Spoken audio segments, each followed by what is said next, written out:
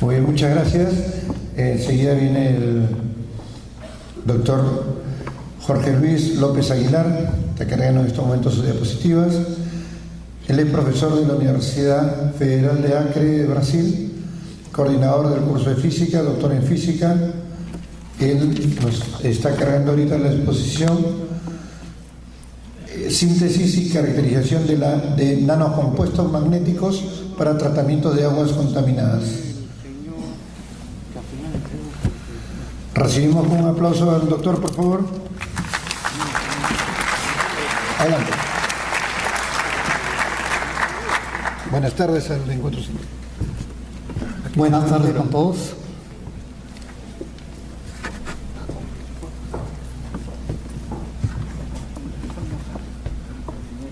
Voy a contarles o describirles, ¿no?, cómo sintetizamos y caracterizamos nanocompuestos magnéticos para tratamiento de agua contaminada. Cuando hablamos de agua contaminada, ¿no?, ahí observamos tres gráficos, ¿no? Contaminación por desagüe, que eso va a parar a los ríos, ¿no? Y la última figura es un compuesto líquido, ¿no?, que llamamos un ferrofluido, que justamente desarrollamos para tratar problemas ambientales. Próximo.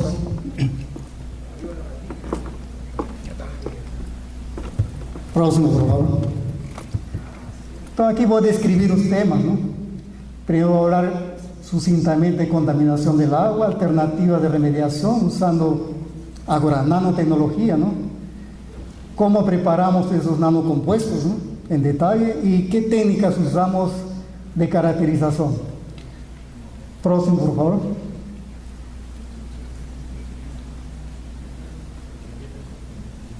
Próximo.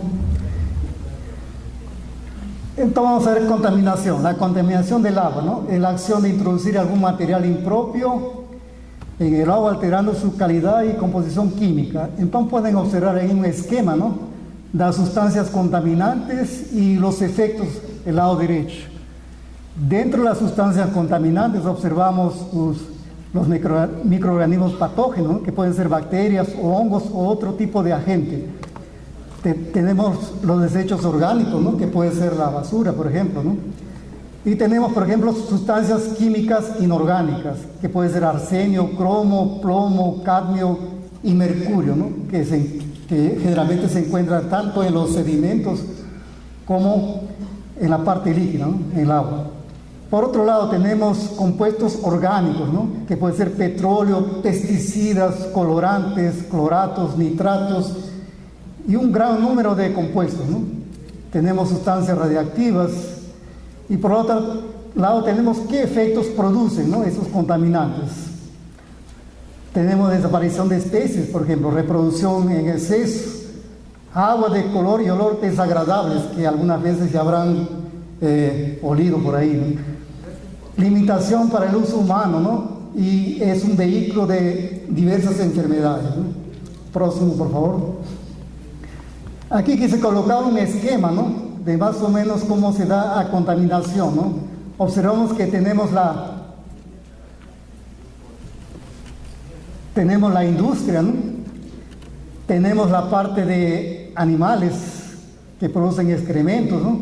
Tenemos la infiltración, ¿no?, que todo va hacia abajo, ¿no?, y contaminan todo el ambiente que nos rodea, ¿no? Entonces, observa, es un panorama bien general de todos los tipos de contaminantes y los ambientes que contribuyen para esta contaminación. Próximo, por favor. Aquí voy a hablar un poco de alternativas de remediación usando la nanotecnología, ¿no? Entonces, cuando hablamos de nanocompuestos, hablamos de partículas, ¿no?, de diámetro de 3 a 5 nanómetros. Un nanómetro es 10 al menos 9 metros, ¿no? Si alguien no tiene noción de la escala nanométrica, es como observar, por ejemplo, una cabeza de un alfiler que tiene 1 milímetro de diámetro. Amplifiquen esa cabecita, ¿no?, de 1 milímetro, disminuyan 1 millón de veces Ahí ustedes tienen la escala nanométrica, solo que no conseguimos ver con los ojos, ¿no? Y sí a través de técnicas sofisticadas como el microscopio electrónico de transmisión. Dentro de esas alternativas tenemos los nanoabsorbentes magnéticos, nanocatalizadores, nanopartículas bioactivas, membranas nanoestructuradas catalíticas y filtración reforzada de nanopartículas. Como es un amplio tema, solo me voy a centralizar, ¿no?, los nanoabsorbentes magnéticos. Eso no significa que podamos usar los otros compuestos, ¿no?, para atacar el problema de contaminación. Próximo, por favor. Nanoabsorbentes magnéticos, ¿no? Los nanoabsorbentes magnéticos están constituidos por nanopartículas magnéticas. Ellas constituyen monodominios magnéticos de escala nanométrica. El rango es de 2 a 30 nanómetros, recubierto con absorbentes bien específicos. Ahí tenemos dos figuras, ¿no?, donde llamo monodominio y multidominio, y coloco ahí un diámetro crítico.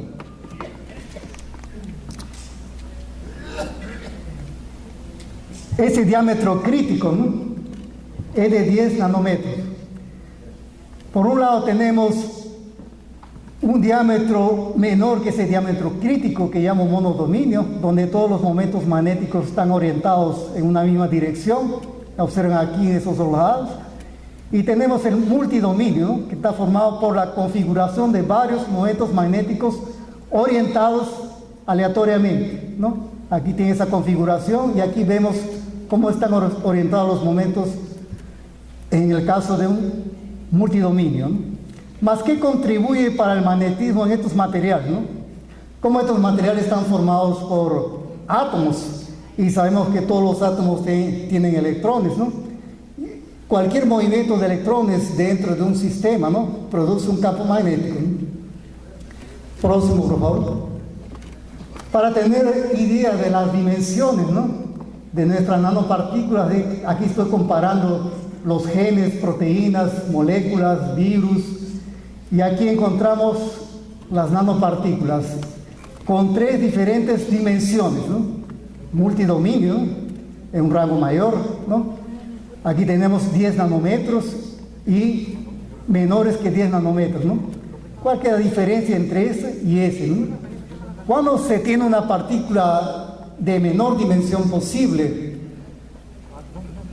sobre esa partícula va a actuar el efecto térmico. La energía térmica va a hacer con que la vibración de estas partículas sea mucho mayor que, por ejemplo, en esa otra partícula. Y ahí produce un fenómeno llamado de superparamagnetismo, ¿no?, debido a la flotación rápida de esas nanopartículas. Aquí tenemos una configuración, lo que sería una nanopartícula, ¿no?, en este caso magnetita, y tenemos la parte superficial. Esa capa superficial, ¿no?, lo puedo recubrir con varios compuestos. Puede ser el quitosano, que es un polisacárido, ¿no?, la hausmanita, ¿no?, que es un compuesto de manganeso, puede ser plata, algún polímero, por ejemplo, u otros compuestos. Y aquí observamos simplemente una fotografía, ¿no?, de cómo se vería una magnetita en polvo, ¿no? Como yo dije que nosotros no podemos observar en escala nanométrica, aquí estamos viendo que son millones y millones de partículas juntas aquí, ¿no?, para poder observar. Próximo, por favor. Por otro lado, así como tenemos las nanopartículas en polvo, tenemos las nanopartículas dispersas en una solución acuosa. Esos forman parte de lo que se llaman los ferrofluidos o fluidos magnéticos. Entonces tenemos las nanopartículas fluctuando en este líquido aquí. Aquí coloqué la magnetita, se coloca un imán por debajo, ¿no? Él aprisiona las nanopartículas. Mas observen que a la hora de colocar el imán, el agua no se separa de las nanopartículas, las están juntas. Porque si no fuera fluido magnético, a la hora que yo aplico el imán, ellas se separan. Mas como está formando un fluido magnético, ellas andan juntas. Y esa propiedad yo lo aplico, por ejemplo, cuando yo recubro esas nanopartículas con ese compuesto de manganeso. Entonces el que aplico el imán y él anda en la dirección del imán. Aquí está el imán y arrastra todo el líquido con el compuesto de manganeso. ¿Qué significa eso ahí? Que en la hora que yo voy a colocar en el agua ese compuesto, lo diluyo en el agua. Después yo puedo aplicar un imán y puedo retirar lo que ese compuesto cogió del medio ambiente. Y sobraría aquí aparte líquida sin contaminar, ¿no? Sin contaminantes. Entonces, esa es más o menos una metodología que nosotros usamos para intentar retirar contaminantes. Cuando se habla de nanoabsorbentes magnéticos, ¿no? Ellos pueden estar formados, ¿no? Por diferentes tipos de óxidos con ese tipo de composición, donde puedo incluir manganeso, níquel, cobalto, cobre, fierro, ¿no? Eso es lo que forman las ferritas, ¿no? Dentro de las ferritas también se incluye la magnetita o magnemita, ¿no? Próximo, por favor. Aquí tenemos un esquema, ¿no? Más o menos cómo sería la remediación de agua contaminada. Aquí tenemos los residuos, ¿no? Los contaminantes, ¿no? Que puede de alguna forma ir a través del agua, ¿no? Ser filtrado, ¿no? Y aquí podemos colocar, por ejemplo, una pared con capas de nanoabsorbentes. Esa pared con capas de nanoabsorbentes puede estar constituida de esa forma que están observando aquí, ¿no? Tenemos la entrada de agua y podemos colocar inicialmente, ¿no? Una barrera para remover las bacterias. Una vez removidas las bacterias, aquí habrá otra barrera, ¿no? Para retirar los productos orgánicos, todo nanoabsorbente. Y por último colocamos otra capa, ¿no? Para eliminar los metales pesados. Entonces ese de aquí sería una pared apropiada, ¿no? Nanotecnológica para intentar de alguna manera minimizar, ¿no? La contaminación de ese agua que está viendo de los residuos, ¿no? Entonces estaría al final un agua tratada. Próximo, por favor. Cuando hablamos de nanoabsorbentes, ¿no? Queremos saber cómo están formados, ¿no? Qué estructura química ellos tienen, ¿no? Aquí tenemos esa estructura aquí, ¿no? Es una estructura cúbica, ¿no? Tipo espinela, ¿no? De todas las ferritas magnéticas, ¿no? Y eso también se incluye la magnetita y magnemita, ¿no? Y por otro lado tenemos el lado derecho, ¿no? Nuestro compuesto que va a recubrir esa otra estructura cúbica, ¿no? Que es la Haussmannita o Mn3 o 4, ¿no? Y aquí tenemos, ya hablé de la fórmula química de las ferritas, y aquí se tendría, ¿no? la distribución de los iones, ¿no? Donde M puede ser reemplazado por cualquiera de estos componentes, ¿no? Próximo. Aquí tenemos la síntesis de nanocompuestos magnéticos, ¿no? Como pueden observar aquí, es un sistema bien simple, ¿no? Donde aquí tenemos lo que llamamos una chapa para calentar, ¿no? Nuestra muestra, nuestro compuesto aquí, ¿no? Y ese sistema aquí, que es un sistema cerrado, ¿no? Puede tener una entrada de gas y salida, ¿no? ¿Por qué tenemos que tener una entrada de gas? Si trabajamos con compuestos que se oxidan, como la magnetita rápidamente se oxida con el oxígeno, entonces tenemos que preparar en un sistema para evitar la contaminación por oxígeno o que se oxide. Tenemos otros compuestos que no necesitan la entrada de gas, ella se puede oxidar sin problema, ¿no? Entonces aquí tenemos el sistema de preparación, es un sistema bien simple, ¿no? Y aquí tenemos cuando el ya se mezcla con el precipitante, ya obtenemos la coloración, cambia de ese color medio amarillo oscuro para un color oscuro, ¿no? Que significa que se ha precipitado alguna cosa. Necesitamos caracterizar para saber qué es esa cosa, ¿no? Y aquí simplemente un esquema mayor, ¿no? Próximo, por favor. Aquí sucintamente les voy a mostrar la síntesis de nanopartículas magnéticas. Generalmente usamos el método químico, ¿no? Hidrotermal, ¿no? Con precipitación, sol gel y proceso de combustión. Generalmente, como es una técnica bien simple, nosotros adoptamos el método de coprecipitación, ¿no? En la mayoría de los casos. Aquí tenemos una síntesis de ferrofluido de ferrita de manganeso, donde Mezclamos, ¿no?, el tricloruro de fierro con dicloruro de manganeso en ciertas proporciones de 2:1 y en agitación magnética, ¿no? Puede ser tanto a temperatura ambiente como a alta temperatura, ¿no? Después de esa mezcla usamos un precipitante, ¿no?, que puede ser el hidróxido de sodio a una temperatura crítica, ¿no? Temperatura crítica hablamos cuando se precipitan de acuerdo a que nosotros queremos preparar, ¿no? Si queremos preparar un compuesto más magnético con impurezas o sin impurezas, ¿no? Entonces, ese es un parámetro a ser controlado, ¿no? Y también el pH de la solución, ¿no? Puede ser un pH, en este caso, básico. Después de precipitar, ¿no?, vamos a hacer un tratamiento químico que voy a hablar más adelante, y con ese tratamiento de químico lo transformamos en un ferrofluido, que es un fluido magnético, ¿no?, líquido, como se observa aquí. Próximo, por favor. Aquí tenemos otra síntesis de nanopartículas, ¿no?, donde se ven a mezcla de dos, precipitamos con hidróxido de sodio, hacemos un tratamiento térmico y observamos un compuesto en polvo. Esa es la microscopía electrónica de transmisión. El próximo. Aquí tenemos cómo preparamos los ferrofluidos, ¿no? Tenemos la mezcla de dos sustancias acuosas, precipitamos con una base, hacemos un tratamiento superficial con ácido nítrico, y para que las no degraden hacemos un tratamiento con nitrato férrico. Y ahí finalmente hacemos un tratamiento con éter etílico, y ahí tenemos finalmente un ferrofluido ácido de magnetita. Después de secado se puede hacer un tratamiento superficial con quitosano, osmanita, plata y polímero. Próximo, por favor. Aquí tenemos nuestros nanocompuestos, ¿no? Fosfato ferroso con tricloruro de fierro, ¿no? Precipitamos con hidróxido de amonio y obtenemos las nanopartículas. De ahí procesamos esas nanopartículas que se obtienen aquí con dicloruro de manganeso con hidróxido de sodio.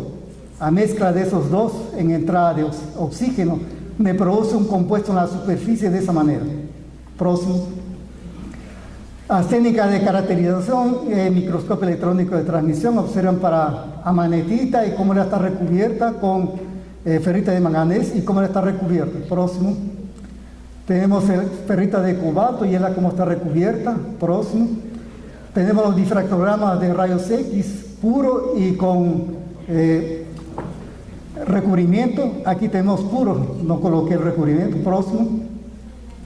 Es una técnica espectroscópica para analizar las propiedades magnéticas de nuestras muestras. Próximo. Aquí tenemos cuando está puro, ¿no?, y cuando está a 300 grados de temperatura ambiente y cuando está a 77. Aquí cuando ya está con el recubrimiento a temperatura ambiente y cuando está a baja temperatura. Próximo. Cuando está ferrita de cobalto a temperatura ambiente, bajo temperatura. Y aquí cuando está recubierto, ¿no?, en ambas temperaturas. Próximo. Aquí cuando está la ferrita de manganeso recubierta, ¿no?, con ese óxido de manganeso. Y aquí algunos parámetros. Próximo. Aquí tenemos la aplicación de nanocompuestos que nosotros utilizamos. Fuimos a un río y observamos que había una gran contaminación por arsenio y cromo. Cogimos las muestras, ¿no?, hicimos un tratamiento con nuestro compuesto, ¿no?, y vertemos ahí la solución con arsénico, ¿no? Hicimos el tratamiento, hicimos la precipitación. Aquí se observa la curva, ¿no?, de absorción de microgramos por litro, ¿no?, de arsenio en esos contaminantes, ¿no? Significa que nuestro compuesto puede absorber con bastante facilidad arsenio, cromo, colorantes que son usados por la industria textil, por ejemplo, ¿no? Y con esa técnica apropiada podemos retirar, ¿no?, los contaminantes. Próximo. También hicimos una prueba, ¿no?, que tenemos magnetita con plata, ¿no?, para intentar matar bacterias, ¿no?, o tipo de hongos que contaminan, por ejemplo, el algodón, ¿no? Aquí tenemos sin el tratamiento y con el tratamiento, y aquí se observan, ¿no?, antes y después, ¿no? Próximo. Aquí tenemos los colaboradores, ¿no? Yo hablé rápidamente, sin entrar en detalles.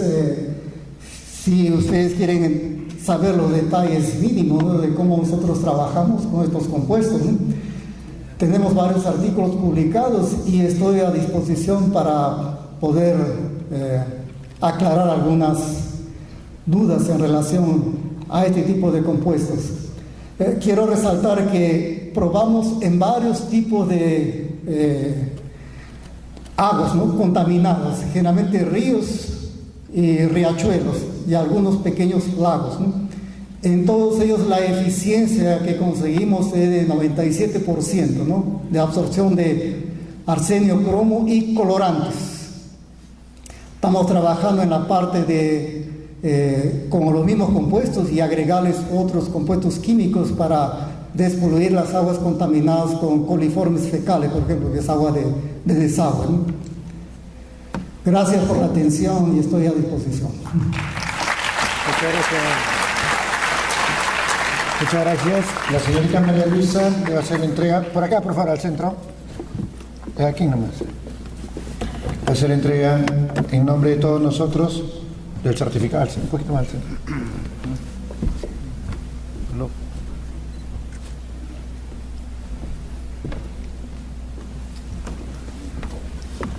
Muchas gracias. Siéntese, por favor.